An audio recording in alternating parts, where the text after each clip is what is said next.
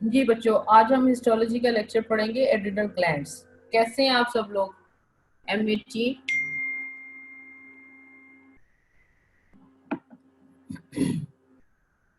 कितने पार्टिसिपेंट्स हैं, कितनी रोल कॉल है इस वक्त? 132 बच्चे। 150 है, 150 पूरे होने चाहिए बेटा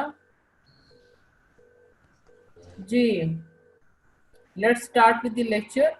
आपने डॉक्टर मदिया के साथ स्टार्ट किया हुआ है ये वाला सिस्टम एंडोक्राइन ग्लैंड्स का। Endocrine glands are the ductless glands. क्या ये बात आपको याद है फर्स्ट ईयर से? अगर आपने थायराइड ग्लैंड की स्लाइड बनाई हो या एड्रिनल ग्लैंड की, तो अगर आपको एक्सटर्नल ये कहे कि बेटा इसमें डक्ट नहीं बनाई है आपने, तो कुछ बच्चे जल्दी से उसमें डक्ट बनाते हैं, उनको याद आ जाता है इसमें सिंपल क्यूबोइडल एपिथेलियम लगानी है, तो वो एक खूबसूरत सी डक्ट सिंपल क्यूबोइडल एपिथेलियम लगाकर एक्सटर्नल के आगे पेश कर देते हैं। अगर वो ऐसा करेंगे तो क्या वो सही करेंगे? Class give me an answer.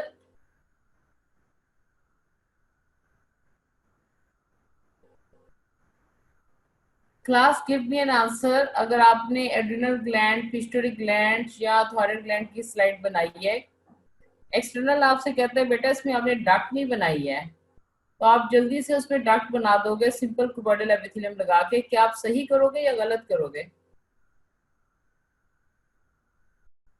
शाबाश, आपने उसमें डक्ट नहीं बनानी, क्योंकि एंडोक्राइन ग्लैंड जो है वो डक्ट लेस ग्लैंड है।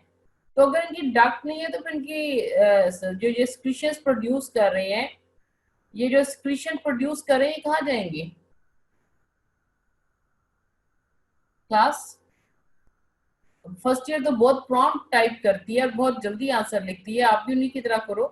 मैं तो चैट के थ्रू क्वेश्चन आंसर लगातार साथ साथ करती हूँ, तो D19 और M19 तो बहुत अच्छे रिस्पॉन्ड करती है। ब्लड में गौहर बिल्कुल सही, ब्लड में।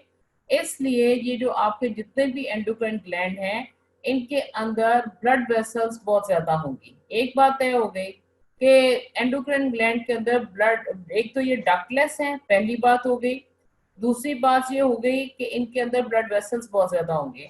अब कौन बच्चा बताएगा कि इनके अंदर किस तरह की कैपिलरीज आप एक्सपेक्ट करोगे? किस तरह की कैपिलरीज होनी चाहिए एड्रिनल ग्लैंड्स में?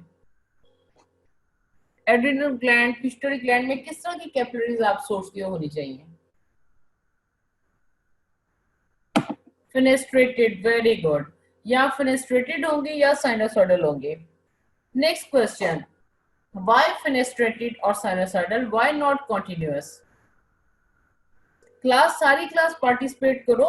M19 तो बहुत तेजी से आंसर लिख के पूरी क्लास फटाफट मेरे आगे पेश कर देती है। आप लोग तो आगे चल ही नहीं रही हो, अभी तो पहली स्लाइड खोलने को मैं इंतजार कर रही थी, अब जवाब दो तो आगे चलें। बच्चों, M18 where are you? To allow hormones to pass through, जो कैपिलरीज फेनेस्ट्रेटेड होंगी, जो कैपिलरीज साइनोसॉइडल होंगी, उनके अंदर रेट ऑफ एक्सचेंज बहुत बेहतर होगा in comparison to the continuous capillaries. ठीक है, कॉन्टिन्यूस कैपिलरीज से भी डिफ्यूजन होता है, रेट ऑफ एक्सचेंज होता है, लेकिन वो स्लो होता है in comparison to the fenestrated and sinusoidal capillaries. चलो, पहली स्लाइड पढ़ने से पहले हमें तीन बातें क्लियर हो गई। Number one, the endocrine glands, these are the ductless glands. Number two, they release their secretion into the blood. And number three, they are rich in blood supply and the capillary type is fenestrated or sinusoidal. ठीक है जी, चलो आगे चलते हैं। Getting outcome क्या है कि आपको पता चले कि location and zones and principal functions of adrenal gland, इसका मतलब है एड्रिनल ग्लैंड के डिफरेंट जोन्स होंगे जो हम स्टडी करेंगे। Discuss various types of clinical condition associated with adrenal glands. Summarize the histological feature of the, अच्छा पाइनियल ग्लैंड आप पढ़ चुके हो, वो हम नहीं करेंगे, ये पहली दो बातें हम डील करेंगे आज जी। ये देखिए, इनको मुझे कौन बच्चा बताएगा what is the difference between the adrenal gland and suprarenal gland? Class, क्या आप सिर्फ लेक्चर सुनना चाहते हो या आप चैटिंग के थ्रू टू वे कम्युनिकेशन करना चाहते हो? और बेटा प्लीज अपना नंबर आप अपना मेंटेन रखो, बल्कि 132 से 150 पे आपने जाना है। आप गायब होने की कोशिश ना करो, मैं कॉन्स्टेंटली बीच में पार्टिसिपेंट्स भी चेक करती रहती हूँ, और ये फिर हम फीडबैक देंगे, this will effect on your result. ठीक है, तो बच्चों आप ये बताओ कि what is the difference between the suprarenal gland and the adrenal gland? कौन बच्चा बताएगा? क्या they are the same? Very good Mariam. नहीं मैमूना है, मैमूना अख्तर बिल्कुल सही, दे आर द सेम। एक दफा एक बच्चे ने इनके बड़े अच्छे डिफरेंसेस एक्सप्लेन कर दिए थे। तो क्लास आपके लिए पैगाम है कि suprarenal gland has another name and which is the adrenal gland. ठीक है जी। और ये किडनी के सुपीरियर पोल के ऊपर पड़ा होता है। ये देखो ये वो ग्लैंड है, इसके बाहर जो स्ट्रक्चर होते हैं उसको कॉर्टेक्स कहा जाता है और जिसके अंदर होता है उसको मेडुला कहा जाता है। जी ये इसका पूरा स्ट्रक्चर है जो एड्रिनल ग्लैंड का है। आपने हमेशा ग्लैंड पढ़ा, ग्लैंड के दो पार्ट्स होते हैं। ये बहुत ज्यादा वाइवा में पूछा जाता है, अगर वाइवा हुआ तो, कि ग्लैंड जो है उसका हर ग्लैंड का एक स्ट्रोमा होता है और एक पैरेन्काइमा होता है। स्ट्रोमा उसका सपोर्टिंग फ्रेमवर्क होता है और पैरेन्काइमा उसका फंक्शनल पार्ट होता है। ठीक है। जिस मकसद के लिए ग्लैंड बनाया गया और जो काम ग्लैंड कर रहा है, जो स्ट्रक्चर ग्लैंड के लिए काम कर रहा है उसको कहते हैं पैरेन्काइमा। और जो इस फंक्शनल पोर्शन को सपोर्ट करती हैं चीजें उसको कहते हैं स्ट्रोमा। ये बात आपको फर्स्ट ईयर से आती है। ठीक है। अब एड्रिनल ग्लैंड के अंदर बाहर क्या है? एक कैप्सूल है। कैप्सूल से क्या निकल रहा है? कनेक्टिव टिश्यू सेप्टस, जिनको हम ट्रेबेकुली कहेंगे। एक तो ये सपोर्टिंग फ्रेमवर्क बनाएंगे, इसके अलावा रेटिकुलर कनेक्टिव टिश्यू होता है जो इसके पूरे स्ट्रक्चर को सपोर्ट कर रहा होता है। ये वही रेटिकुलर कनेक्टिव टिश्यू है जो स्प्लीन में होता है, लिम्फ नोड में होता है, लिवर में होता है। ठीक है बेटा। और ये यही रेटिकुलर कनेक्टिव टिश्यू है जो एंडोक्राइन ग्लैंड्स के अंदर सपोर्टिंग फ्रेमवर्क बनाने में हेल्प करेगा। ये बात इंपॉर्टेंट है, इसलिए रेटिकुलर कनेक्टिव टिश्यू के बारे में भी पता होना जरूरी होता है। ठीक है। तो आपको क्या पता चला कि एड्रिनल ग्लैंड का स्ट्रोमा है, that is the supporting framework. और सपोर्टिंग फ्रेमवर्क में कैप्सूल है, कैप्सूल से निकलने वाली ट्रेबेकुली या कनेक्टिव टिश्यू सेप्टा है। अच्छा अब कैप्सूल में क्या है? कैप्सूल क्यों अल्लाह मैंने बनाया? एक तो आउटरमोस्ट प्रोटेक्टिव कवरिंग है, प्लस इसके अंदर ग्लैंड की main blood vessels, lymph vessels और नर्व्स होती हैं। और जब इस कनेक्टिव टिश्यू कैप्सूल से सेप्टास अराइज होती हैं तो they take the branches of those main blood vessels into the interior of the gland. और ये जो रेटिकुलर कनेक्टिव टिश्यू है ये वैसे उसके जो पैरेन्काइमा को सपोर्ट करने के लिए बनाया जाता है। अच्छा अब आपके पास पैरेन्काइमा है, इसमें कॉर्टेक्स है और मेडुला है। ठीक है। जो कॉर्टेक्स है उसके तीन जोन हैं, zona glomerulosa, zona fasciculata and zona reticularis. ये तीन जोन है। ये एक इम्पॉर्टेंट बात है, ये ना सिर्फ ड्रॉ करने के लिए आती हैं बल्कि लिखने के लिए भी आती हैं। और इसका जो कॉर्टेक्स के साथ अंदर वाला पार्ट होता है उसको मेडुला कहते हैं। मेडुला के कोई जोन नहीं होते, जोन सिर्फ कॉर्टेक्स के हैं। तो let's repeat the zones, zona glomerulosa, zona fasciculata and zona reticularis. Zona glomerulosa को ग्लोमेरुलोसा इसलिए कहते हैं कि इसके अंदर जो सेल का अरेंजमेंट होता है वो किडनी के ग्लोमेरुलस से रिजेंबल करता है। उस रिजेंबलेंस पे इसको जोना ग्लोमेरुलोसा कहा जाता है। जोना फेसिकुलेटा इसका सबसे बड़ा जोन होता है, मेन जोन होता है, जो मेन काम जो एड्रिनल ग्लैंड का वो कर रहा होता है।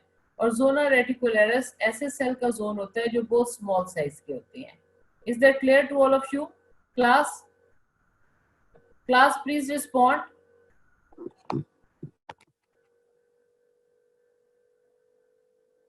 ठीक है बेटा, सारी क्लास पार्टिसिपेट करने की कोशिश करें, रिलक्टेंट ना हो। और 129 स्टूडेंट्स हैं, बाकी के 21 स्टूडेंट्स कहाँ गए हैं? क्या वो कोरोना कैंपेन में गए हैं? वो कहाँ पर गए हैं? क्या वो सोने चले गए हैं? तो बेटा please be focused. Adrenal gland or the suprarenal gland, they are the paired glands. The stroma consists mainly of the reticular fibers supporting the secretory cells and microvasculature. माइक्रोवेस्कुलेचर का क्या मतलब है? इसका मतलब होता है कैपिलरीज और पोस्ट कैपिलरी वेन्यूल्स, ये माइक्रोवेस्कुलेचर कहलाता है। व्हेन अनस्टेन्ड, जब आप एड्रिनल ग्लैंड को स्टेन नहीं करोगे तो उसमें कॉर्टेक्स कैसा नजर आएगा और मेडुला कैसा नजर आएगा? Cortex appears yellow and medulla appears red. ये बात याद कर लेना। ठीक है। Cortex appears yellow and medulla appears red. ये उस वक्त की बात हम कर रहे हैं जब अभी हमने इसको फिक्स नहीं किया, हमने इसको हेमेटॉक्सिन इयोसिन से स्टेन नहीं किया। उस वक्त एड्रिनल ग्लैंड कैसा नजर आ रहा है? उसका कॉर्टेक्स है जो कि मेजर एरिया है और उसका मेडुला है जो कि स्मॉलर एरिया है।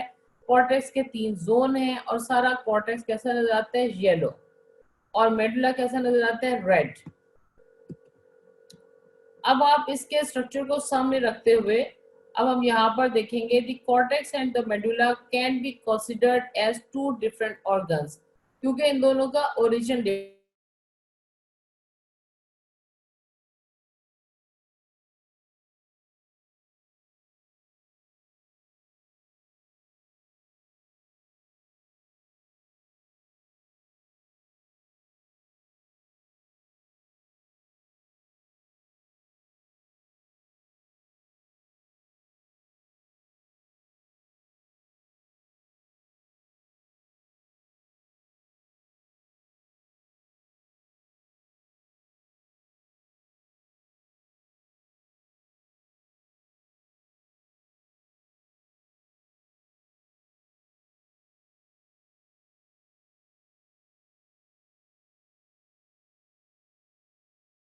Excuse me ma'am.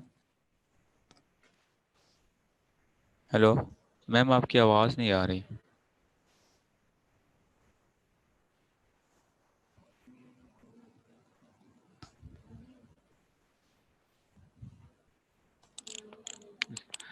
मैम ज़रा डिस्कनेक्ट हुई है, ज़रा वेट करें।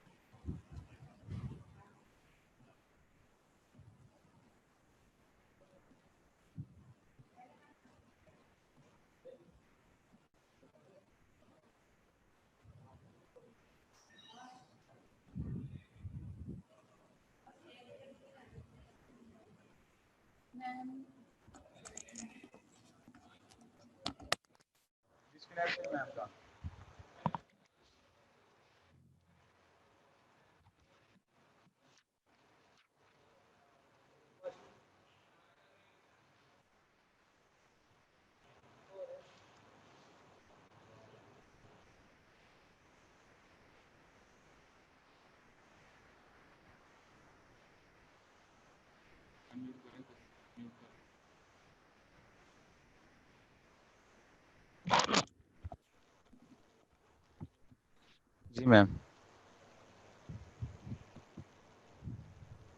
जी अब देखिए, अब ठीक है, आवाज आ रही है बच्चों? जी मैम, आ रही है। अच्छा ठीक।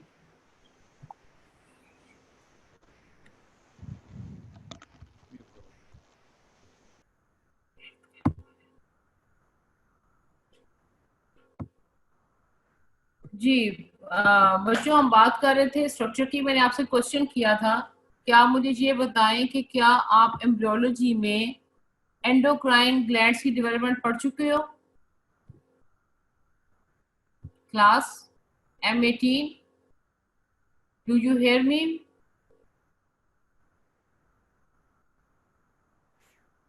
नहीं। अच्छा, अगर आपने नहीं पढ़ी तो फिर आप ये देखें कि जो एड्रिनल ग्लैंड है उसका जो कॉर्टेक्स और मेडुला है उसका ओरिजिन डिफरेंट है, इसलिए वो बिहेव भी डिफरेंटली करेंगे और डिफरेंट तरह के हार्मोन्स प्रोड्यूस होंगे। ठीक है।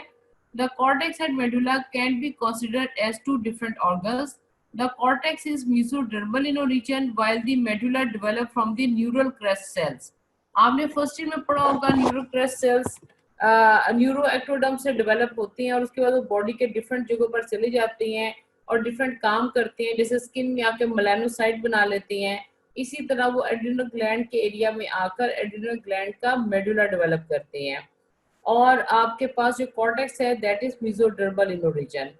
अच्छा, आगे चलते हैं, क्लास एड्रिनल कॉर्टेक्स के बारे में स्टडी करते हैं। The cells of the adrenal cortex have characteristic feature of the steroid secreting cell. ये बात सबसे इंपॉर्टेंट है। इस पूरे ग्लैंड को पढ़ने का मकसद ये है कि आपको समझ आ जाए कि एड्रिनल ग्लैंड के जो सेल्स हैं वो स्टीरॉयड सिक्रेटिंग सेल हैं। तो ऐसा सेल जो स्टीरॉयड को सिक्रीट कर रहा हो उसके अंदर किस किस्म के ऑर्गेनेलिज होने चाहिए और उस सेल को कैसा बिहेव करना चाहिए और कैसे हार्मोन्स उसको प्रोड्यूस करने चाहिए। ठीक है। These include central nuclei and acidophilic cytoplasm, usually rich in lipid droplets, and their cytoplasm have an exceptionally perfuse SCR, यानी कि स्मूथ एंडोप्लाज्मिक रेटिकुलम। ये बात आपके लिए सबसे इम्पोर्टेंट है। यही वो बात है जो एक्सटर्नल वाइवा में सुनना चाहता है, यही वो बात है जो MCQ में आपको आती है। कि आपके पास जो एड्रिनल कॉर्टेक्स है उसके जो सेल्स हैं उनका वो कैसे सेल्स हैं, उनकी क्या टाइप है, they are the steroid secreting cell. ठीक है, और आपके पास एक स्टीरॉयड सिक्रेटिंग सेल के फीचर आपको क्या पता चले हैं, central nucleus, acidophilic cytoplasm, lipid droplets and extensive SCR, smooth endoplasmic reticulum. इसके साथ माइटोकॉन्ड्रिया भी डेफिनेटली होंगे। तो जब किसी सेल के अंदर माइटोकॉन्ड्रिया और एससीआर बहुत ज्यादा हो तो उसका साइटोप्लाज्म एसिडोफिलिक होता है। ये बात आपने जरूर याद रखनी है और उसको नोट भी कर लेना है। Perfuse smooth endoplasmic reticulum of interconnected tubules which contain the enzymes for cholesterol synthesis and conversion of the steroid prohormone into specific active steroid hormones। अब आप इस स्मूथ एंडोप्लाज्मिक रेटिकुलम के अंदर क्या पड़ा हुआ है, एंजाइम्स हैं। वो एंजाइम्स क्या कर रहे हैं, कोलेस्ट्रॉल की सिंथेसिस कर रहे हैं और फिर उस कोलेस्ट्रॉल की कन्वर्जन कर रहे हैं इनटू दी प्री हार्मोन और फिर प्री हार्मोन से स्टीरॉयड हार्मोन बन रहे हैं। क्लास आप थ्रू द चैट मेरे साथ इन टच रहो, उससे ये पता चलता है कि हम जो पढ़ा रहे हैं वो आप सुन रहे हो और आपको समझ आ रही है। Do you get my point by now, till now do you understand what I'm talking about? जी, अब आपके पास क्या है कि आपके पास ऐसा सेल जो स्टीरॉयड सिक्रेटिंग है, जो कि एड्रिनल कॉर्टेक्स का सेल है, उसके अंदर स्मूथ एंडोप्लाज्मिक रेटिकुलम है। ये इसके अंदर क्या कर रही है, इसके अंदर पड़ा हुआ है एंजाइम। एंजाइम क्या बना रहा है, कोलेस्ट्रॉल। कोलेस्ट्रॉल क्या बना रहा है, प्री हार्मोन। और प्री हार्मोन किस में चेंज हो रहा है, एक्टिव स्टीरॉयड हार्मोन में। अच्छा, उसके बाद आपके पास क्या है, आपके पास दी माइटोकॉन्ड्रिया। दूसरी चीज माइटोकॉन्ड्रिया है। शाबाश सलमान, बिल्कुल सही। लिपिड ड्रॉपलेट डिसॉल्व हो जाएंगे और लिपिड ड्रॉपलेट जो इसके अंदर मल्टीपल स्मॉल लिपिड ड्रॉपलेट इस सेल्स के अंदर होंगे, जब वो डिसॉल्व होंगे तो इस सेल को हम एक खास नाम देंगे और वो खास नाम ही है जिसकी वजह से ये बहुत ज्यादा आपसे पूछा जाता है। जी, mitochondria are often spherical with tubular cristae. Tubular cristae क्या होती है, जो माइटोकॉन्ड्रिया की दो मेम्ब्रेन होती है, एक आउटर मेम्ब्रेन एक इनर मेम्ब्रेन।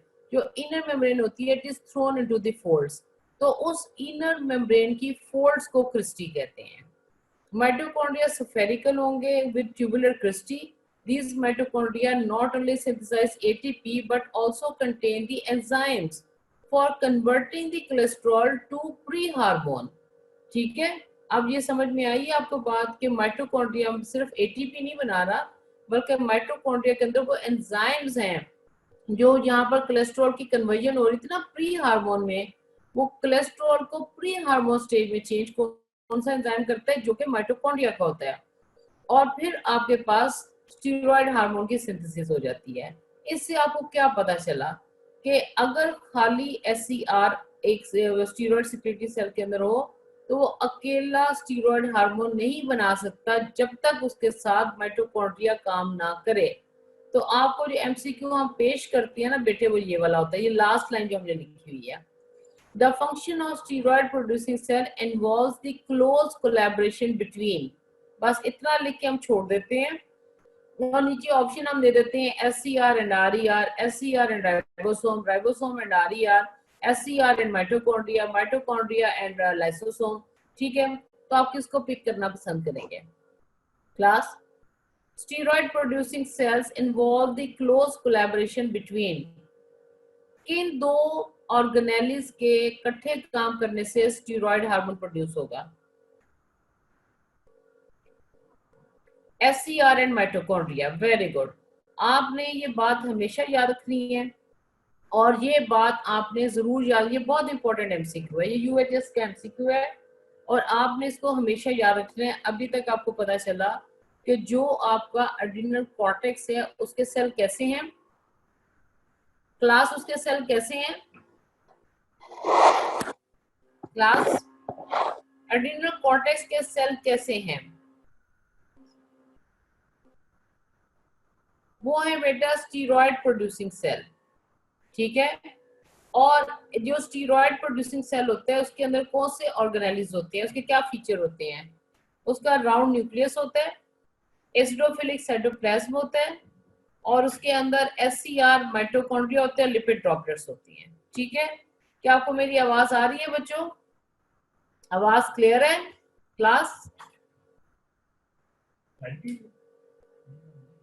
अच्छा ठीक है, नेक्स्ट। अब आप देखिए ये आपके पास एड्रिनल कॉर्टेक्स है। ठीक है बच्चों, एड्रिनल कॉर्टेक्स के 3 जोन है। ये बाहर वाला हिस्सा सारे का सारा कॉर्टेक्स होता है, अंदर इसके मेडुला होता है जो कि न्यूरल सेल ने बनाया है, और जो इसका बाहर वाला कॉर्टेक्स है वो मेसोडर्मल इन ओरिजिन है। ठीक है, अच्छा अब आपके पास एड्रिनल कॉर्टेक्स के हमने पहले आपको बता दिया था 3 जोन है। ये जोना ग्लोमेरुलोसा है, देखो इसके सेल कलमनर होते हैं और क्लम्स की फॉर्म में अरेंज होती हैं। तो इनका जब आप माइक्रोस्कोप में नीचे देखते हो तो इनकी जो रिजेम्बलेंस होती है ना, ये होती है with the glomerulus of the kidney, इसलिए इसको जोना ग्लोमेरुलोसा कह दिया गया। ठीक है, ये एक इसका छोटा सा जोन होता है जो तकरीबन 15% ऑक्यूपाई करता है, 10 to 15%। अब आपके पास ये जोना फेसिकुलेटा है, इसमें पॉलीगोनल सेल होते हैं, राउंड न्यूक्लियस होता है, एसिडोफिलिक साइटोप्लाज्म होता है और ये कॉर्ड्स की फॉर्म में अरेंज होती हैं। ठीक है, ये कॉर्ड्स की फॉर्म में अरेंज होती हैं और ये कॉर्ड्स जो होती हैं 1 सेल या 2 सेल थिक होती हैं, इससे ज्यादा थिक नहीं होती। और इन कॉर्ड्स के दरमियान क्या पड़ा होता है? फेनेस्ट्रेटेड कैपिलरीज पड़ी होती हैं। ये आपके पास जोना रेटिकुलरिस है। जोना रेटिकुलरिस फिर एक स्मॉलर जोन है, सबसे बड़ा zone main zone zona fasciculata होता है। ठीक है, अब जोना रेटिकुलरिस एक और स्मॉल जोन है, इसमें आप देखो पॉलीगोनल सेल है, स्मॉलर इन साइज हैं और वो एनास्टोमोसिंग कॉर्ड्स बना रही हैं। इन एनास्टोमोसिंग कॉर्ड के दरमियान आपके पास इधर फेनेस्ट्रेटेड कैपिलरीज पड़ी होती हैं। और जोना ग्लोमेरुलोसा के जो क्लम्प्स है ना, इन क्लम्प्स के बीच में कैपिलरीज पड़ी होती हैं। ठीक है बेटा, तो अब आपको पता लग गया कि आपके पास एड्रिनल कॉर्टेक्स के 3 जोन हैं। इन तीनों जोन्स के नाम आपको बहुत अच्छे आने चाहिए। Zona glomerulosa directly under the capsule, ये सबसे पहला जोन है, ये कैप्सूल के नीचे मिलेगा। Then zona fasciculata, it is the middle zone, and zona reticularis is the innermost layer. अब यहाँ नीचे एक लाइन लिखी हुई है नोट करने के लिए। The cortex is controlled by the CRH hypothalamus and ACTH pars distalis. Pars distalis का हार्मोन और hypothalamus के हार्मोन इसकी सिक्रीशन की रिलीज को कंट्रोल करेंगे। ठीक है, इस स्लाइड को दिखाने का पर्पस ये है कि आपको पता चल जाए कि एड्रिनल कॉर्टेक्स के 3 जोन हैं। उनमें से सबसे मेन जोन जोना फेसिकुलेटा है, ये मिडल जोन है और ये मेन हार्मोन का बल्क प्रोड्यूस करता है जो कि एड्रिनल कॉर्टेक्स का फीचर है। और जोना ग्लोमेरुलोसा एक स्मॉलर जोन है, zona reticularis inner most zone है और ये भी एक स्मॉलर जोन है। Should we move on?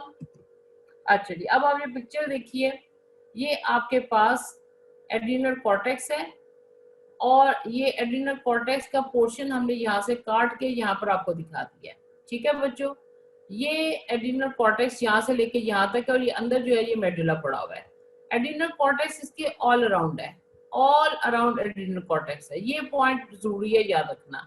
जब आप इसको स्लाइड में देखोगे तो एड्रिनल कॉर्टेक्स ऑल अराउंड होगा, ऑल अराउंड कॉर्टेक्स है और इस कॉर्टेक्स के बीच में जो है वो मेडुला है। ठीक है बच्चों, अब आप देखो कि बाहर आपके पास कैप्सूल है। ठीक है, कैप्सूल के बाद ये जोना ग्लोमेरुलोसा है जो कि कलमनर सेल के क्लम्प्स हैं, जो राउंड कर्व क्लम्प्स बने हुए हैं, इसलिए इसको जोना ग्लोमेरुलोसा कहते हैं।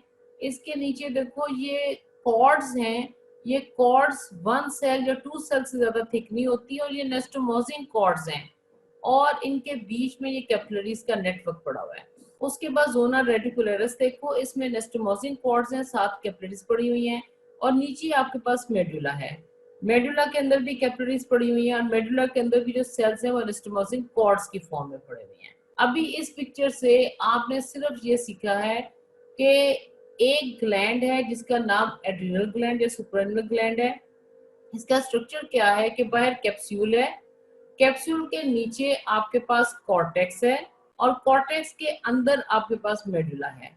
कॉर्टेक्स ने मेडुला को हर तरफ से सराउंड करके रखा हुआ है। ठीक है, हर तरफ से कॉर्टेक्स ने मेडुला को सराउंड करके रखा हुआ है और जो मेडुला है वो इनर मोस्ट एरिया है और आपके पास जो कॉर्टेक्स है उसके 3 जोन है। क्या हर बच्चे को इन 3 जोन के नाम याद हो गए हैं? चलो लिख के बताओ ना जरा, क्या 3 जोन्स के नाम है क्लास?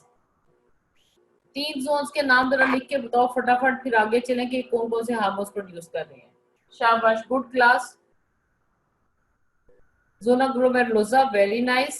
दूसरा दूसरा जोन फेसिकुलेटा, और तीसरा जोन रेटिकुलरिस, बिल्कुल सही। किसी बच्चे ने, अमान ने बड़ा कंप्लीट आंसर लिखा है, शाबाश। अच्छा जी, अब आपके पास एड्रिनल कॉर्टेक्स के 3 जोन हो गए हैं। अब हर बच्चे को पता लग गया है कि आपके पास सुप्रारेनल ग्लैंड का कॉर्टेक्स है और मेडुला है और कैप्सूल है।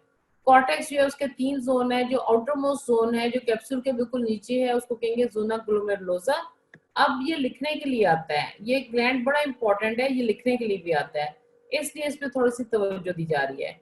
Consisting of closely packed, rounded or arched cords of columnar or pyramidal cells surrounded by many capillaries and comprising about 15% of the cortex. अब इसमें हमने सिर्फ 3 चीजें याद रखनी है। Number 1, zona glomerulosa is the zone of cortex. It lies underneath the capsule. दूसरी बात जो याद रखनी है वो ये रखनी है कि इसमें सेल का अरेंजमेंट क्या है। आपको, वेरी गुड मुजीब, शाबाश। आपके पास सेल का अरेंजमेंट क्या है? राउंडेड और आर्च्ड कॉर्ड्स हैं। कॉर्ड्स हैं जो आर्च फॉर्म में पड़ी हुई हैं, क्लम्प्स की फॉर्म में पड़ी हुई हैं, वो कॉर्ड्स राउंड होके पड़ी हुई हैं। उन कॉर्ड्स में सेल कौन से हैं? या कलमनर हैं या पिरामिडल हैं। अगली बात आपने क्या याद रखनी है कि ये कितने परसेंट ऑफ द कॉर्टेक्स है? ये 15% ऑफ द कॉर्टेक्स है, ठीक है। और इसके बाद आखिरी चीज क्या याद रखनी है कि which hormone is produced by the zona glomerulosa? It is mineral corticoids. Mineral corticoids is produced by the zona glomerulosa, ठीक है बच्चों। तो अगर आपको कोई पूछता है कि बेटा जोना ग्लोमेरुलोसा के अंदर सेल का क्या अरेंजमेंट है, तो आप क्या जवाब देंगे? आप ये जवाब देंगे कि सेल्स जो हैं वो कलमनर टू पिरामिडल हैं, कॉर्ड्स की फॉर्म में अरेंज हैं। ये कॉर्ड्स या तो राउंड होती हैं या आर्च्ड होती हैं, ये है सेल का अरेंजमेंट। अगर वो आपसे को पूछते हैं कि जी कितने परसेंट ऑफ द कॉर्टेक्स है, तो आप कहेंगे 15% ऑफ द कॉर्टेक्स है। और अगर वो आपसे पूछते हैं बेटा इसकी लोकेशन क्या है जोना ग्लोमेरुलोसा की, तो आपका जवाब होना चाहिए it is present underneath the capsule. And which hormone is produced? It is mineral corticoid, ठीक है। Move on to zona fasciculata. Zona fasciculata अलग से भी लिखना आ जाता होता है। It is the middle zone of the cortex.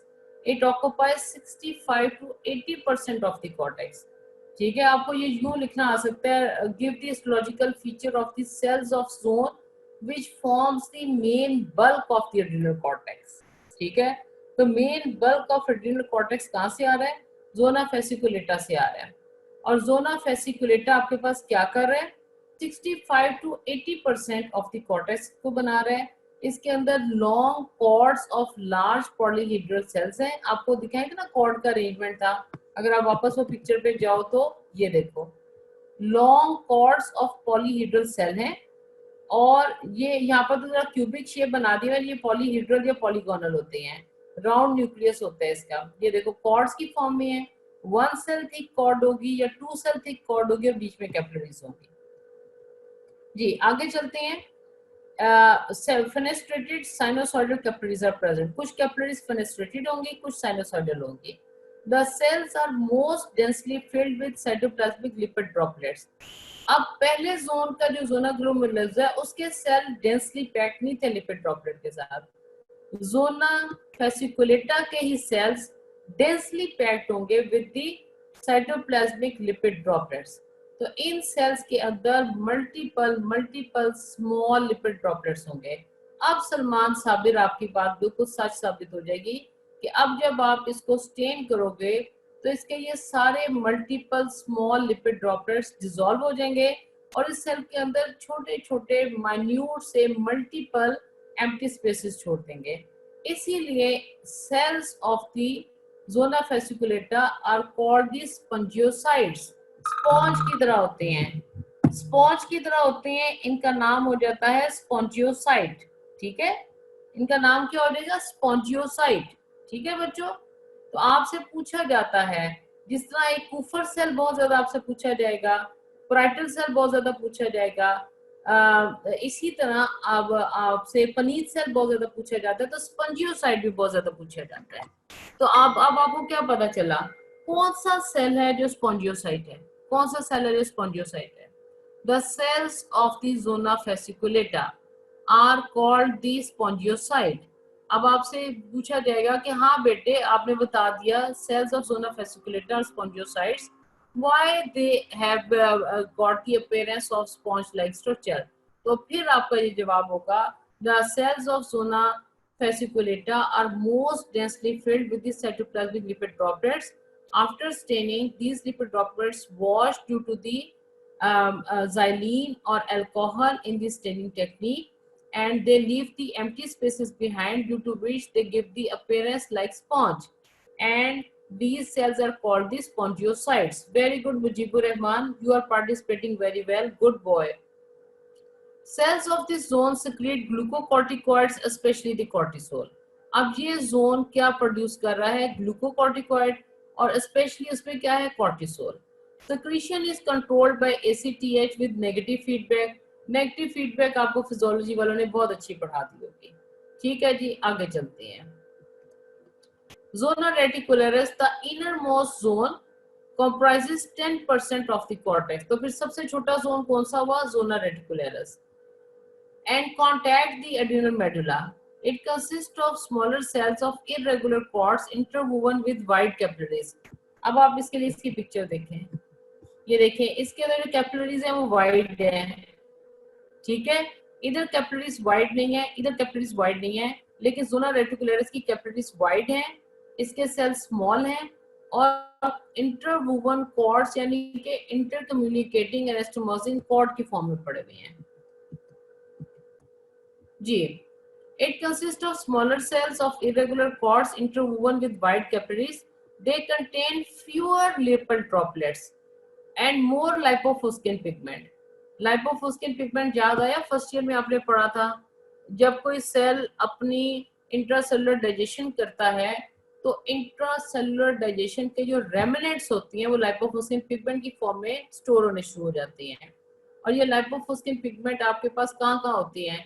Cardiac muscle cell में आ जाते हैं और आपके पास न्यूरॉन्स में आ जाती हैं. ये बातें आपने याद रखनी है. लाइपोफुस्किन पिगमेंट इनमें जमा होना शुरू हो जाता है और फ्यू लिपिड ड्रॉपलेट्स हैं, इसलिए जब इन सेल को आप स्टेन करोगे इनको आप स्पॉन्जियोसाइट नहीं कहोगे. अब आपको पता चला डेंसली पैक्ड लिपिड ड्रॉपलेट्स सिर्फ जोना फेसिकुलेटा में है, इसलिए सिर्फ उन्हीं को स्पॉन्जियोसाइट कहना है. Cells of the zona reticularis ये क्या प्रोड्यूस कर रही हैं? Weak androgens. ठीक है, और वीक एंड्रोजन किसका प्रिकसर है? For the testosterone and oestrogen. किसी किसी बुक में लिखा हुआ है कि ये थोड़ा सा मिनरोकॉर्टिकॉइड या ग्लूकोकॉर्टिकॉइड भी प्रोड्यूस कर सकती हैं, लेकिन आपकी बुक में ये लिखा हुआ है कि ये वीक एंड्रोजन प्रोड्यूस करती हैं जो कि प्रिकसर्स हैं फॉर द टेस्टोस्टेरोन और द एस्ट्रोजन. ठीक है बच्चों, जोना रेटिकुलरिस के बारे में इंपॉर्टेंट इंफॉर्मेशन क्या है? इनर मोस्ट जोन है, 10% कॉन्स्टिट्यूट करेगा ऑफ द एड्रेनल कॉर्टेक्स.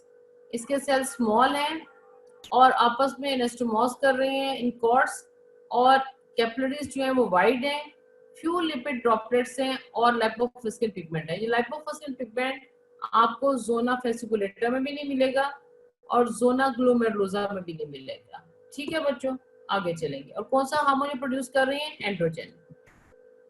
फिर दोबारा आपको पिक्चर दिखाई गई है. This is capsule, zona glomerulosa. अब आप साथ साथ इनके हार्मोन्स याद करते जाओ.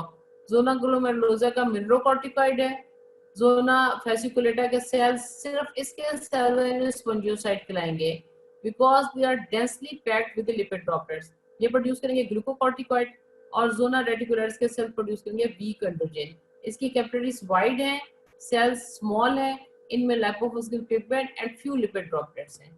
Is that clear class? Class is that clear? ठीक है, आगे चलते हैं. Adrenal medulla. एड्रिनल मेडुला आपको हमने बताया था. शाबाश सहर, good class. Hera, thank you for participating. Chat के थ्रू टू वे कम्युनिकेशन जारी रहती है और मुझे पता चलता जाता है कि आपको समझ आ गई है या नहीं. Adrenal medulla. एड्रिनल मेडुला आपको मैंने बताया था किससे ओरिजिनेट कर रहा है? न्यूरल क्रेस्ट सेल से. न्यूरल क्रेस्ट सेल कहाँ से आए हैं? न्यूरो एक्टोडर्म से आए हैं. जब न्यूरो एक्टोडर्म से आए हैं तो इसका मतलब है एड्रिनल मेडुला में कुछ ऐसे सेल होंगे जो न्यूरॉन टाइप हो जाएंगे. ठीक है, अब आओ देखो उनको पढ़ती हैं. Adrenal medulla is composed of the large pale staining polyhedral cell, उनका नाम है क्रोमोफिन सेल। इन सेल्स को आपने क्रोमोफिन सेल का नाम दे दिया। अब इन सेल्स का एक खास नाम है, और ये क्रोमोफिन सेल अलग से आपसे पूछा जाता है कि chromaffin cells are present where they are present. कहाँ पे क्रोमोफिन सेल्स पड़े हुए हैं? क्रोमोफिन सेल्स कहाँ पे मिलेंगे बॉडी में? एड्रिनल मेडुला में, बिल्कुल सही। एड्रिनल मेडुला का ओरिजिन क्या है? न्यूरल क्रेस्ट सेल्स, ठीक है। और ये क्रोमोफिन सेल्स कैसे हैं? लार्ज हैं, पेल हैं और पॉलीहेड्रल हैं। और किस तरह से अरेंज्ड है? ये भी कॉर्ड्स और क्लम्प्स की फॉर्म में अरेंज्ड है, supported by the reticular fibres. Reticular created tissue तो हमने शुरू में पढ़ लिया कि supporting framework reticular created tissue बनाएगा। Chromaffin cells can be considered modified sympathetic postganglionic neurons। ये वो MCQ है जो आपको आएगा। Chromaffin cells can be considered as, बस ये लिख के हमने छोड़ देना है। अब उसमें करेक्ट चॉइस क्या होगी? ये बहुत इंपॉर्टेंट MCQ है। Chromaffin cells can be considered as modified sympathetic postganglionic neurons lacking axon and dendrite and specialized as secretory cells। अब क्रोमोफिन सेल खुद से क्या है असल में? असल में वो न्यूरॉन्स हैं। कैसे न्यूरॉन्स हैं? सिंपैथेटिक पोस्ट गैंग्लियोनिक, है ना। और इनके एक्सोन और डेंड्राइट खत्म हो चुके हैं, और इनका फंक्शन क्या बन गया? ये secretory in नेचर बन गए हैं। Perfuse supply of sinusoidal capillaries intervene between the adjacent cords, and a few parasympathetic ganglionic cells are also present। अब आपके पास क्या है? सिंपैथेटिक पोस्ट गैंग्लियोनिक न्यूरॉन भी प्रेजेंट है, ये ज्यादा है। क्रोमोफिन सेल्स यही हैं। इनके बीच बीच में कहीं कहीं आप एक या दो सेल बनाओगे, और वो क्या होंगे? वो पैरासिम्पैथेटिक गैंग्लियोनिक सेल होंगे।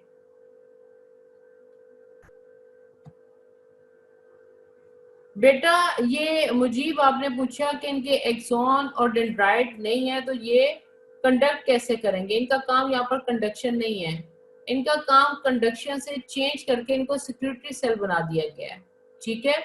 ये सिक्रेटरी सेल बन चुके हैं। आपको सिर्फ ये बताया जा रहा है कि अगर आपसे कोई पूछता है क्रोमोफिन सेल्स क्या हैं, तो आपने बताना है कि ये न्यूरॉन्स हैं जिनके एक्सॉन और डेंड्राइट खत्म हो चुके हैं, और ये सिक्रेटरी सेल्स हैं। ये वो सेल हैं जो मेडुला के हार्मोन प्रोड्यूस करते हैं, और मेडुला के हार्मोन्स कौन से होते हैं? एपिनेफ्रिन एंड नॉर एपिनेफ्रिन, ठीक है।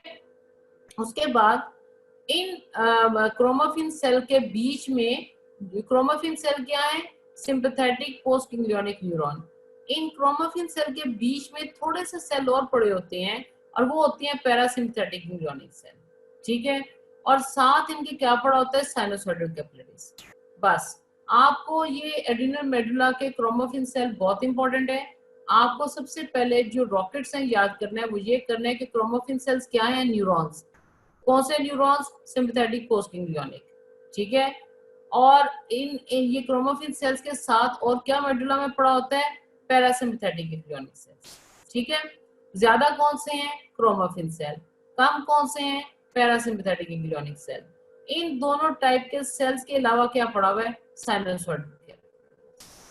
बस तीन चीजें हैं एड्रिनल मेडुला में, एक ये न्यूरॉन, एक ये वाला पैरासिम्पैथेटिक गैंग्लियोनिक सेल, और एक साइनोसॉइडल कैपिलरीज। ये तीन चीजें हैं। क्रोमोफिन सेल ज्यादा हैं, इसलिए उनकी डिटेल दी गई है कि ये लार्ज हैं, पेल स्टेनिंग है, और इनको हम क्रोमोफिन सेल कहते हैं, ठीक है बच्चों। ये स्लाइड समझ आ गई? आगे चलें। एड्रिनल मेडुला के क्रोमोफिन सेल की मजीद बात हो रही है कि they are innervated by the cholinergic ending of the pre ganglionic sympathetic fibres. आपकी बॉडी के ज्यादातर जो स्ट्रक्चर्स हैं वो पोस्ट गैंग्लियोनिक सिंपैथेटिक फाइबर से इनर्वेट होती हैं। ये वाहिद ऑर्गन है जो प्री गैंग्लियोनिक सिंपैथेटिक फाइबर से इनर्वेट होता है, इसलिए ये भी एक इम्पॉर्टेंट बात हो गई है, ठीक है। ये बात नोट कर लें, इसको pre ganglionic sympathetic fibres innervate करते हैं, from which impulses trigger hormone release by exocytosis. अब क्या होता है? आपके पास ये क्रोमोफिन सेल्स हैं, इनके ऊपर कौन से फाइबर्स आए? Pre ganglionic sympathetic nerve fibre, इस वजह से कंडक्शन ऑफ नर्व हुई, उसने इन सेल्स को आके क्रोमोफिन सेल्स को स्टिमुलेट किया।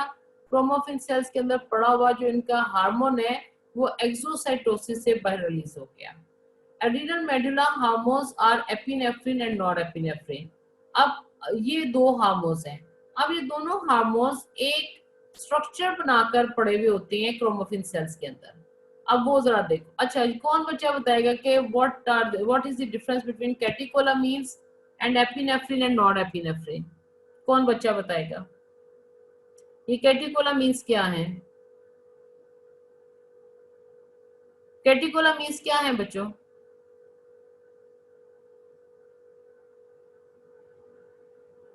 My class is sleeping.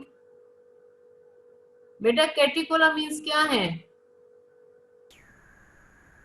Very good, catecholamines are epinephrine and norepinephrine. Very good, thank you Hafsa, thank you Sahar, very good, thank you class, good class. So adrenal medulla के hormones जो हैं वो epinephrine and norepinephrine है। Very good class, thank you. और इन्हीं को ही इकट्ठे कह देते हैं कैटेकोलामीन्स। ठीक है, अब आपको ये समझाया जा रहा है कि ये कैटेकोलामीन्स क्रोमोफिन सेल के अंदर एक स्ट्रक्चर बना के पड़ी हुई होती हैं जिसको क्रोमोग्रेनिन कहते हैं। अब इस क्रोमोग्रेनिन के अंदर क्या क्या होगा? इस क्रोमोग्रेनिन के अंदर ये दोनों हार्मोन्स होंगे, एपिनेफ्रिन एंड नॉरएपिनेफ्रिन, साथ इसके कैल्शियम होगा और साथ इसके एटीपी होगा और एक प्रोटीन होगी। ये चार चीजें मिलकर एक स्ट्रक्चर बना रही हैं जिसको कहते हैं क्रोमोग्रेनिन्स। अब कौन बच्चा बताएगा ये क्रोमोग्रेनिन्स की क्या समझ आई है? Chromogranins is present in the chromaffin cells and it is made up of four things. Number one, catecholamines, which is epinephrine and norepinephrine. Number two, calcium. Number three, ATP. Number four, proteins. और ये चारों मिलकर एक structure बना के chromaffin sales के अंदर पड़े होते हैं। उसका क्या नाम होता है? Chromogranins. Do you get my point? अब आपको क्रोमोग्रेनिन्स का मतलब समझ आ गया क्रोमोग्रेनिन क्या है बच्चों? चलो, गुड गुड क्लास। अच्छा जी, आगे चलते हैं। Medical application. One disorder of the adrenal medulla. अब आप एड्रीनल मेडुला की बीमारी पढ़ रहे हैं, एड्रीनल मेडुला की। इसको कहते हैं pheochromocytoma. Pheochromocytoma are tumour of its cells that causes excessive catecholamines.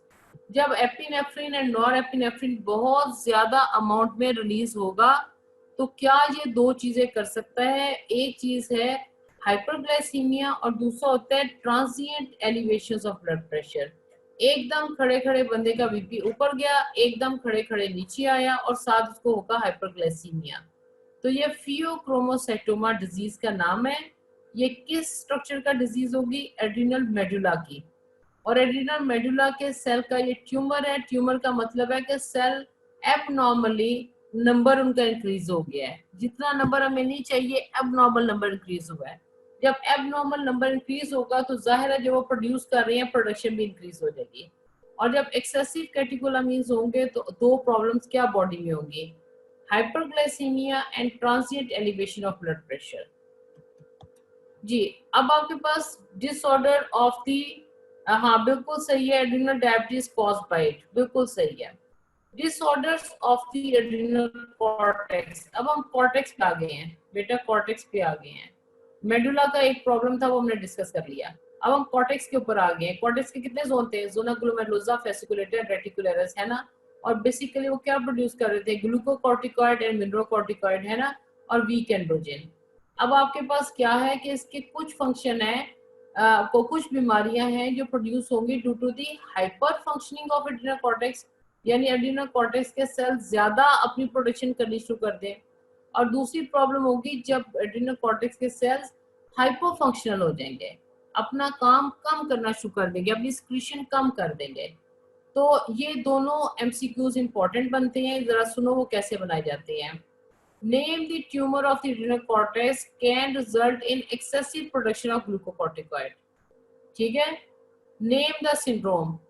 अब वो सिंड्रोम जिसमें एड्रीनल कॉर्टेक्स अपना काम ज्यादा कर देगा, एक्सेसिव ग्लूकोकॉर्टिकॉइड बनाएगा। बेटा ये जरा टाइम से कहना कि मैं क्लास से एक बात पे बात करती हूँ। जी बच्चों, जब वो सिंड्रोम जिसमें एड्रिनल कॉर्टेक्स की हाइपर फंक्शनिंग होगी तो उस डिजीज को कहते हैं कुशिंग सिंड्रोम, ठीक है। और यहाँ कहते हैं कोन सिंड्रोम। ये hyper functioning of the adrenal cortex हो रही है। एड्रिनल कॉर्टेक्स हाइपर फंक्शन कर रहा है, ज्यादा काम कर रहा है, उसके अंदर ट्यूमर हो गया एड्रिनल कॉर्टेक्स के अंदर। और वो ट्यूमर कैसा है कि वो एक्सेसिव प्रोडक्शन कर रहा है ग्लूकोकॉर्टिकॉइड की और एल्डोस्टेरोन की। जब ग्लूकोकॉर्टिकॉइड की होगी तो सिंड्रोम का नाम कुशिंग सिंड्रोम होगा, और अगर एल्डोस्टेरोन की होगी इसका नाम कौन सिंड्रोम होगा। ये भी इंपॉर्टेंट है, इसको आपको क्वेश्चन एमसीक्यू बना के दिया जाता है। Write down the disorders of adrenal cortex which can be classified in relation to hyperfunctioning or hyperfunctioning of the adrenal cortex, ठीक है। तो आपको पता चला कि जब एड्रिनल कॉर्टेक्स हाइपर फंक्शन होगा तो दो सिंड्रोम हो सकते हैं, कुशिंग एंड कोन। और जब हाइपर फंक्शनल होगा तो क्या डिजीज होगी, एडिसन डिजीज। एडिसन डिजीज में एड्रिनल कॉर्टेक्स हाइपर फंक्शन हो जाएगा। It is caused by the destruction of the adrenal cortex in some diseases. The signs and symptoms suggest failure of the secretion of both glucocorticoid and mineralocorticoid by the adrenal cortex. ठीक है बच्चों, तो अब आपको ये पता चला कि the hypofunctional disorder of the adrenal cortex is Addison disease, and hyperfunctional disorder of the adrenal cortex you can name them as Cushing syndrome or the Cohn syndrome. उसके बाद नेक्स्ट चीज देखो वो है carcinomas. Carcinomas of the adrenal cortex are rare, but most are highly malignant. About 90% of these tumors produce steroid associated with endocrine glands. अब आपका बेटा ये हमारे पास लेक्चर जो है वो एंड हो गया, लेकिन इस लेक्चर के साथ मैं आपको एक चीज दिखाना चाह रही हूँ जो आपने जरूर मेरे साथ नोट करनी है। और मैं इसमें ये वाली स्क्रीन बंद करूंगी, ये वाली स्क्रीन बंद करके मैं अपनी दूसरी स्क्रीन जो है बेटा वो खोलने लगी हूँ। तो आपने जरा प्लीज उसके अंदर से कुछ चीजें हैं जो मैं चाहती हूँ कि आप नोट कर लें, क्योंकि पिट्यूटरी ग्लैंड बहुत बहुत बहुत इंपॉर्टेंट है। जी बच्चों, पहले तो मुझे दो सवालों के जवाब जल्दी से दो ना, कि आज हमने क्या टॉपिक स्टडी किया है। अभी तक हमने क्या पढ़ा है क्लास, आज आपने क्या पढ़ा है क्लास, एड्रिनल ग्लैंड। शाबाश, एड्रिनल ग्लैंड का दूसरा नाम लिखो जल्दी से, जल्दी से क्लास एड्रिनल ग्लैंड का दूसरा नाम लिखेगी, सुप्रा एड्रिनल ग्लैंड। Very good. अब ये बताओ कि शाबाश, वेरी गुड। अब ये बताओ कि इसका स्ट्रक्चर क्या है, सुप्रा एड्रिनल ग्लैंड का, सुप्रा एड्रिनल ग्लैंड का स्ट्रक्चर क्या है।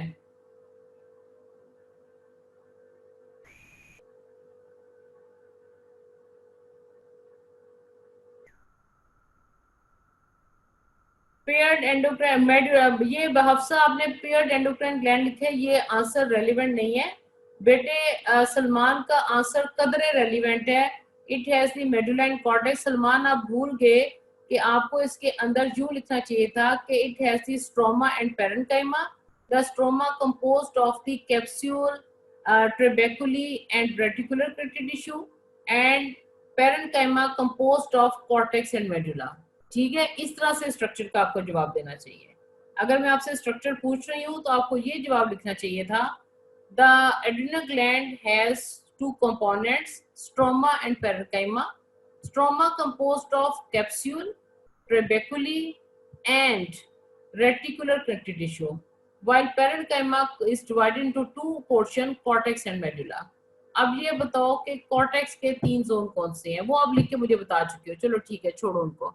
अब ये बताओ कि वाटर स्पॉन्जियोसाइट्स, एक बता दो वाटर स्पॉन्जियोसाइट्स और एक बता दो वाटर क्रोमोफिन सेल्स। बस इसके बाद हम अगले टॉपिक पे पिट्यूटरी ग्लैंड के ना कुछ स्लाइड्स मैंने आपको दिखानी है जो इम्पोर्टेंट है।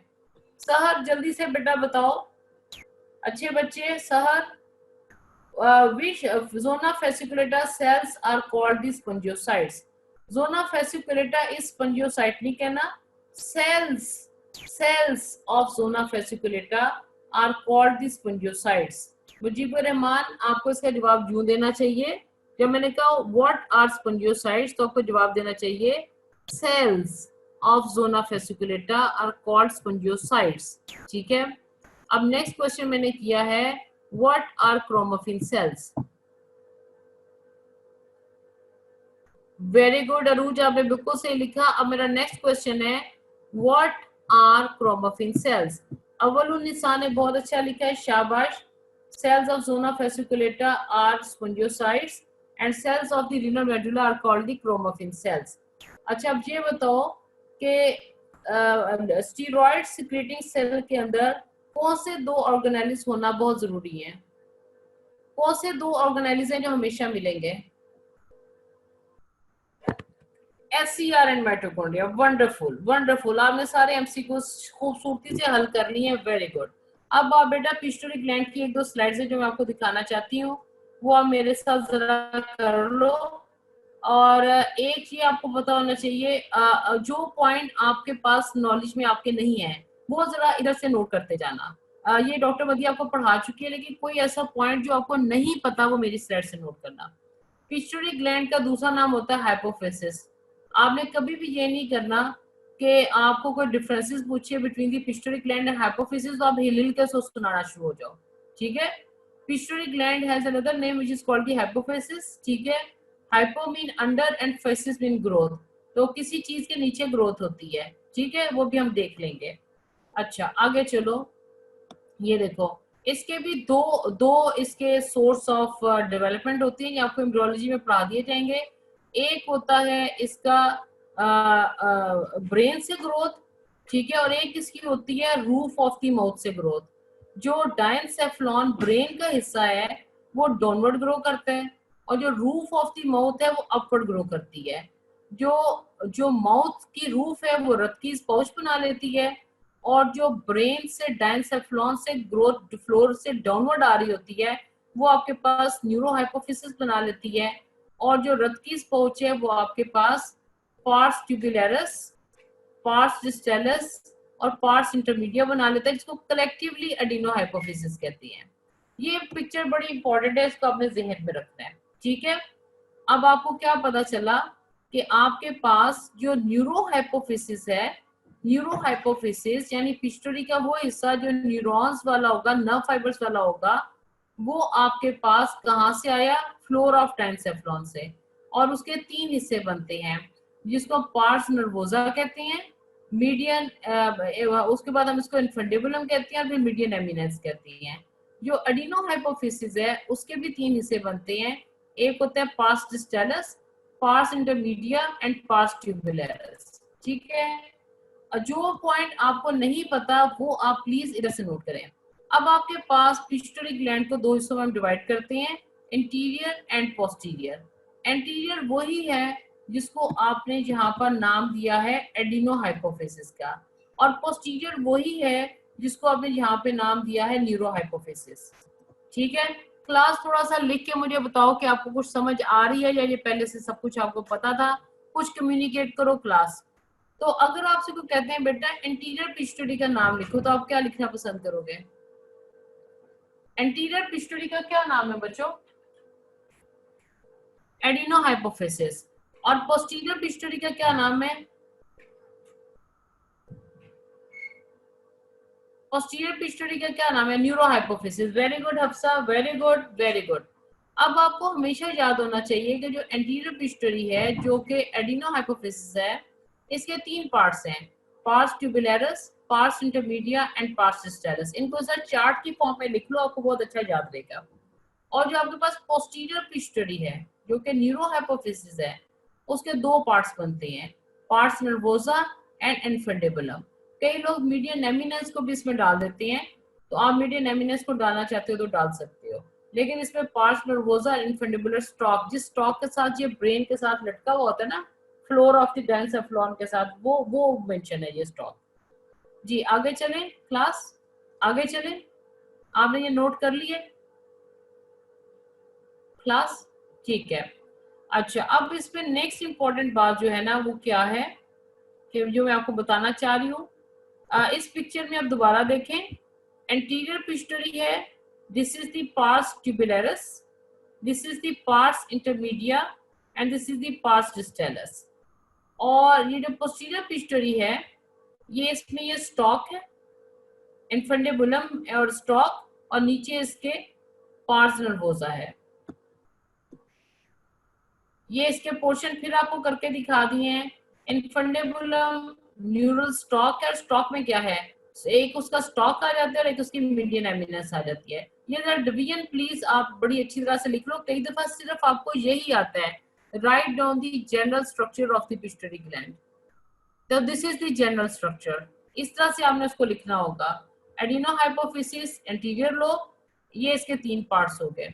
यूरो हाइपोफिसिस पोस्टीरियर लोब, और इसमें पार्स नर्वोसा, इनफंडेबुलम है, और इनफंडेबुलम के फिर 2 हिस्से करो, स्टॉक एंड मीडियन एमिनेंस। क्या आपने ये नोट कर लिया बच्चों? Are you done with this?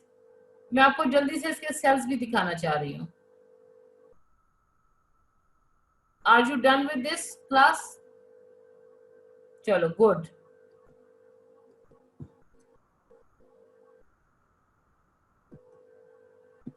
जब आप हिस्टोलॉजी लैब में जाकर देखोगे तो ये आपका पार्स डिस्टेलस है, ये पार्स इंटरमीडिया है, और जो पार्स डिस्टेलस, पार्स इंटरमीडिया, जो एडिनो हाइपोफिसिस, ये सेलुलर होगा, इसमें सेल्स होंगे, और ये पार्स ट्यूबुलरिस आ गया, और ये पार्स नर्वोसा है जो जिसमें सारे के सारे एक्सॉन्स होंगे, और ये आपके पास इनफंडेबुलम है जो कि स्टॉक और मीडियन एमिनेंस का बना हुआ है।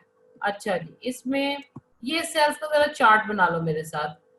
Pars distalis constitutes 75% of the hypophysis, ये बात इंपॉर्टेंट है, 75% नोट करो। और पूरे का पूरा पिट्यूटरी का सपोर्टिंग फ्रेमवर्क क्या है, कैप्सूल है और रेटिकुलर कटी टिश्यू है, ठीक है। और पार्स डिस्टेलस के सेल्स का अरेंजमेंट क्या है, एग्रीगेटेड सेल्स की कॉर्ड्स हैं, कैपिलरीज हैं, और आपके पास जो सेल्स हैं वो 2 हिस्सों में डिवाइड हुए हैं, क्रोमोफोर्स एंड क्रोमोफिल्स। तो क्रोमोफिल्स आगे एस्ट्रोफिल और बेसोफिल में डिवाइड हुए हैं। और लास्ट स्लाइड में आपको दिखाती हूँ जो कि इम्पोर्टेंट है। Are you done with this class?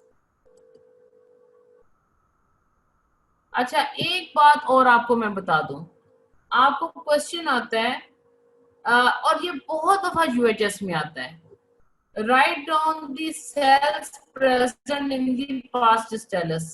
तो आप सारे बच्चे क्या लिख लेते हो, आप सिर्फ क्रोमोफिल्स लिख देते हो, आप क्रोमोफोर्स लिखते ही नहीं हो।